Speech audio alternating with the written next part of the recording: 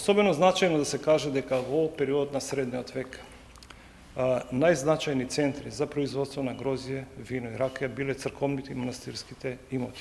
Така кај нас Полошкиот, Моклишкиот и Бошавскиот манастир имале многу убави виници. Ако да речеме постоеле силоси, односно амбари за чување на жито, подрумите, односно во конаците на манастирите постоеле многу убави виници, во кои се чувале така наречени чабри. Тоа се еден вид на крбри, еден вид на буриња, во кој што се правило многу убаво вино. Сега за производството на вино, секој игумен, односно старешин на манастирот, имал свој, да го речеме, рецепт.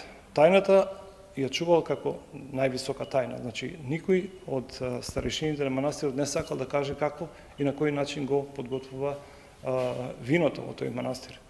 Виното покрај тоа што служило за обредите, кои што се користеле во црквите и манастирите, тоа во манастирите исто така служило и за продажба. Така да од Бошавскиот, од Моклишкиот и од Полошкиот манастир можело да се купи многу убаво вино.